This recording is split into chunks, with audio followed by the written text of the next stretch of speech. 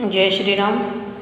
सभी विद्यार्थी कक्षा 11 यूपी बोर्ड के, आप लोगों को मैं हिंदी गद्य साहित्य का इतिहास बता रहा था, जिसके तहत हम लोगों ने हिंदी गद्य का आविर्भाव कैसे हुआ, ब्रज भाषा, राजस्थानी और मैथिली के गद्य से किस प्रकार से निकल करके हिंदी भाषा का उद्गम हुआ, इसके बारे में मैंने आपको बताया था। और पिछले अंक में मैंने यह कहा था कि हिंदी खड़ी बोली गद्य का विकास किस रूप में आरंभ हुआ, इसके बारे में मैं चर्चा करूंगा, आपको बताऊंगा। तो ध्यान दीजिए, खड़ी बोली गद्य का विकास, आप लोग हेडिंग डाल देंगे। ध्यान दो, एक चीज़ आपको मैं बताना चाहूँगा कि शिक्षण प्रशिक्षण किसी भी प्रकार का हो, जब तक ब्लैक बोर्ड या वाइट बोर्ड ना हो, पढ़ाने में आनंद नहीं आता, ना पढ़ाने का ना पढ़ने का। फिर भी आज मैंने बिना ब्लैक बोर्ड के कोशिश की है कि आप लोगों को हर चीज़ सुलभ रहे। कल से हम लोग फिर अपने उसी पुराने पैटर्न के हिसाब से ही पढ़ते रहेंगे। जो भी आपको समस्याएं होंगी उसको आप हमें बताते रहिए, हमसे नई नई चीज़ें रोज़ सीखते रहिए।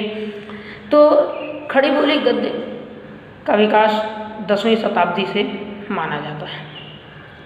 हेमचंद्र सूरी, ध्यान से नाम सुनते रहिएगा, हेमचंद्र सूरी, इन्होंने एक व्याकरण की किताब लिखी थी, शब्दानुशासन।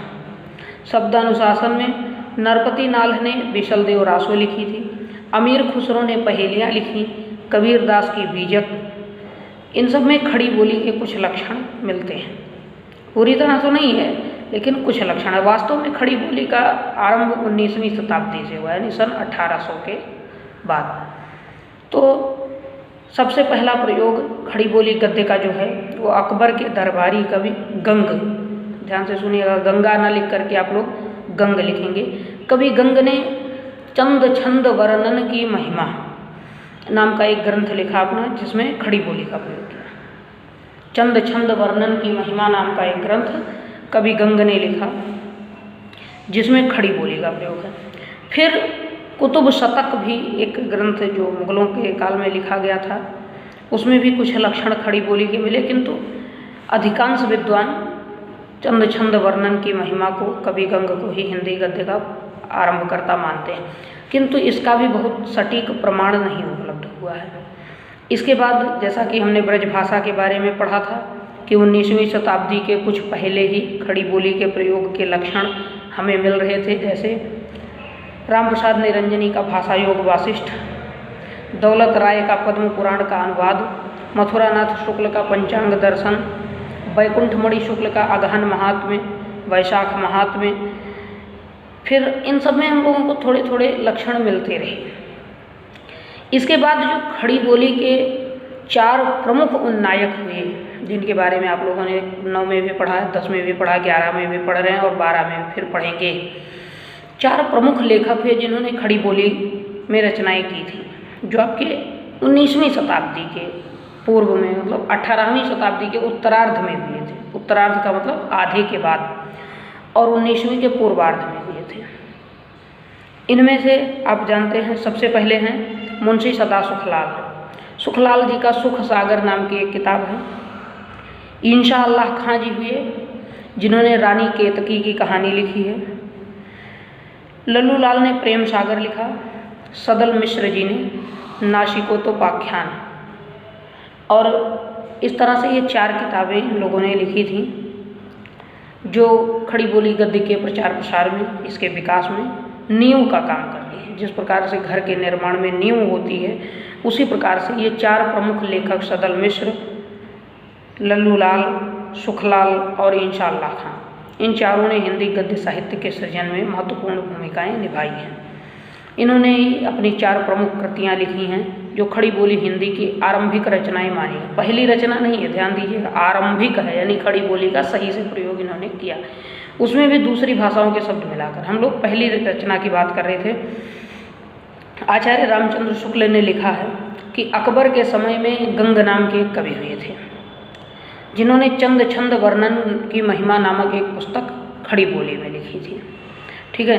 इसके बाद सन 1798 में, यानी बहुत कवि गंग के कई वर्षों बाद, राम प्रसाद निरंजनी ने भाषा योग वासिष्ठ लिखा, जो साफ सुथरी भाषा में लिखा था, खड़ी बोली का अच्छा प्रयोग था। इनके बाद फिर मुंशी सदा सुखलाल और लल्लू लाल हुए थे। ध्यान है, लल्लू लाल और सदा सुखलाल से लगभग 60 साल पहले ही राम प्रसाद निरंजनी जी हुए, और उनसे भी लगभग 100 साल से भी अधिक पहले कवि गंग हुए थे। फिर अधिकांश विद्वानों ने यही माना है कि कवि गंग की लिखी हुई चंद छंद वर्णन की महिमा जो है वही हिंदी गद्य की प्रथम रचना है, किंतु प्रामाणिकता का कुछ अभाव है। बहुत आप जानते हैं, बहुत पुराना इतिहास हमें हमारे देश का ही नहीं मिलता, ये तो साहित्य है, वैसे विवाद का विषय साहित्य में होता है।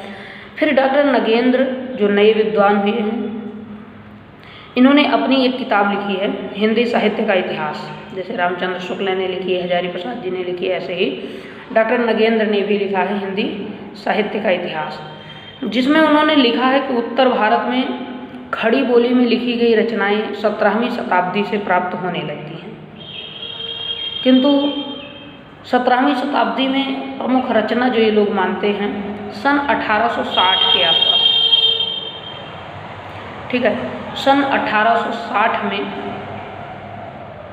हिंदी गद्य का प्रवर्तन हुआ, आरंभ हुआ, और सन 1881, ठीक है, सन 1881 में गोरा बादल की कथा, जिसे जटमल ने लिखा था, जटमल ने लिखा था, ये प्रकाश में आई थी। तो अधिकांश विद्वान, देखिए गोरा बादल की कथा वास्तव में जटमल ने सन 1680 विक्रमी संवत में लिखा था। विक्रमी संवत 1680 में जटमल ने राजस्थानी में लिखा था, बाद में इसका खड़ी बोली में अनुवाद किया गया। तो यह काम हुआ जो वो ईस्वी सन 1860 में। तो दो मत हो गए। पहला मत जो लगभग 16वीं शताब्दी में अकबर के दरबारी कवि गंग द्वारा रचित चंद छंद वर्णन की महिमा को हिंदी गद्य की प्रथम रचना मानते हैं। दूसरा गुट विद्वानों का जो 1860 ईस्वी में जटमल द्वारा रचित, ध्यान दीजिएगा जटमल नाम है, जटमल द्वारा रचित चंद छंद, ध्यान दे, जटमल ने लिखा गोरा बादल की कथा, इसको विद्वानों ने माना है। इंटरमीडिएट के स्तर पर आपको जब भी पूछा जाएगा हिंदी खड़ी बोली गद्य की प्रथम रचना कौन सी है, तो आप लिखेंगे गोरा बादल की कथा, जिसके लेखक हैं जटमल। ये दो वीर थे, दो वीर युवक थे, एक गोरा सिंह, दूसरे हैं बादल सिंह। इनकी कहानी है, राजस्थानी में इसको जटमल ने लिखा था गोरा बादल री बात, गोरा बादल री बात के नाम से लिखा था, लेकिन जिसको हिंदी में गोरा बादल की कथा कहा गया है। तो आप लिख सकते हैं कि सन 1860 ईस्वी में जटमल ने गोरा बादल की कथा नामक पुस्तक लिखी, जिसे हिंदी गद्य साहित्य की प्रथम रचना माना गया, हिंदी खड़ी बोली गद्य की प्रथम रचना माना गया है। इसके बाद हम लोग इन चार उन्नायकों की बात करें। पूछा जाता है पेपरों में हिंदी गद्य के प्रथम चार उन्नायक कौन से थे, या आरंभ के चार स्तंभ लेखक कौन से थे, जो चार मजबूत स्तंभ थे हिंदी को शुरू करने के, वो कौन कौन से थे। तो आप इन चारों की रचनाएं और इन चारों के नाम लिख लेंगे, ठीक है। आप लिखेंगे हिंदी खड़ी बोली गद्य के चार उन्नायक। सबसे पहले हैं मुंशी सदा सुखलाल। मुंशी सदा सुखलाल जी ने लिखा सुख सागर, विष्णु पुराण का हिंदी में अनुवाद किया उन्होंने, जो वो है सुख सागर। इसके बाद दूसरे हुए सदल मिश्र। सदल मिश्र जी ने नासिकेतोपाख्यान लिखा है, नासिकेतोपाख्यान। ध्यान दीजिए शब्दों में जो भी आपको समझ में ना आए, मैंने आपको PDF भेज दिया है कई दिन पहले ही। जिनको ना मिलेगा वो मुझे बाद में संपर्क करेंगे, फ़ोन करके बताइएगा या मैसेज कीजिएगा, मैं आपको फिर से PDF आपके व्यक्तिगत नंबर पर भेज दूँगा। तो सदल मिश्र का नासिकेतोपाख्यान हो गया। फिर सैयद इंशाअल्लाह खान, सैयद इंशाअल्लाह खान ने रानी केतकी की कहानी लिखी है, रानी केतकी की कहानी सैयद इंशाअल्लाह खान की है। इसके बाद चौथे हुए लल्लू लाल। लल्लू लाल ने प्रेम सागर लिखा है, प्रेम सागर के नाम से इन्होंने कृष्ण की ही कथा को लिखा है। तो ये चौथी रचना थी। अब ध्यान दें इन चारों की भाषा पर। तो सबसे पहले लल्लू लाल से शुरू करते हैं। लल्लू लाल जी ने हिंदी तो लिखी खड़ी बोली, लेकिन उसमें बहुत से शब्दों का ब्रज भाषा से प्रयोग किया था, इसलिए इनकी भाषा पर ब्रज भाषा का छाप था। सदल मिश्र और सुखलाल जी, सदा सुखलाल जी जो थे, इन दोनों ने अपनी भाषाओं में सुधार तो किया, लल्लू लाल की अपेक्षा काफ़ी सुधार किया, लेकिन लगभग पूर्वी भाषा जो हमारी अवधी भोजपुरी के लक्षण है ये खड़ी बोली में मिले। इसके बाद जो इंशाअल्लाह खां हुए, सैयद इंशाअल्लाह खां, इन्होंने जब रानी केतकी की कहानी लिखी है तो उसमें इन्होंने क्या किया, कहीं से भी कोई भी बाहरी भाषा का शब्द न लाकर ठेठ हिंदी जिसको कहते हैं, शुद्ध खड़ी बोली हिंदी में इन्होंने रचनाएं की हैं। इनकी भाषा में गंभीरता की थोड़ी सी कमी है, थोड़ी सी पद्यात्मकता है, काव्य के लक्षण से मिलते हैं, और बहुत ही सुंदर लगती है इनकी भाषा, पढ़ने में बड़ी रोचक है। इसीलिए आचार्य रामचंद्र शुक्ल जी ने मुंशी इंशाअल्लाह खां की भाषा को, इनकी भाषा को चुलबुली भाषा कहा, रंगीन और चुलबुली भाषा का नाम दिया गया है। तो पूछा जाता है पेपर में कि किस लेखक की भाषा को चुलबुली भाषा कहा जाता है, तो आप लिखेंगे इंशाअल्लाह खां की। इनकी रचना है रानी केतकी की कहानी। इसके अतिरिक्त यह पूछा जा सकता है कि किस लेखक ने इंशाअल्लाह खां की भाषा को चुलबुली भाषा कहा है, तो आचार्य रामचंद्र शुक्ल ने। इसको हम लोग लिखेंगे। इसके बाद ध्यान दीजिए, जब 19वीं सदी आरंभ हुई हमारी, तो 19वीं सदी के आरंभ में कुछ विशिष्ट लेखक और भी आने लगे। इन चारों के बाद नई नई विधाओं ने जन्म लेना शुरू किया।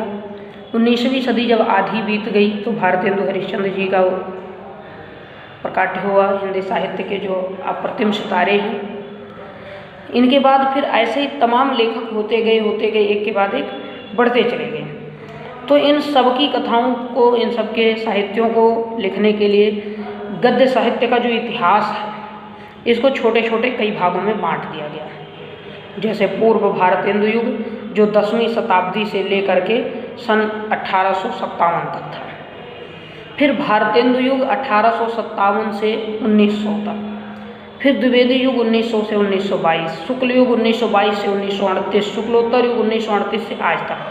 तो जिन भागों में बांटा गया है, ठीक है, इसके बारे में हम लोग कल पढ़ेंगे। हम लोग कल भारतीय जागरण काल, पूर्व भारतेंदु युग जिसको कहा गया, इसे पढ़ेंगे, फिर भारतेंदु युग के बारे में पढ़ेंगे। तो सबसे पहले आप लोग हेडिंग डाल दीजिए कि हिंदी गद्य साहित्य के इतिहास को कितने काल में बांटा गया है। उत्तर हम लोग कल पढ़ेंगे। तब तक आप लोग इतने को पढ़ते रहिए, याद करते रहिए, कॉपी में लिखते रहिए, समस्या होने पर पूछते रहिए। धन्यवाद।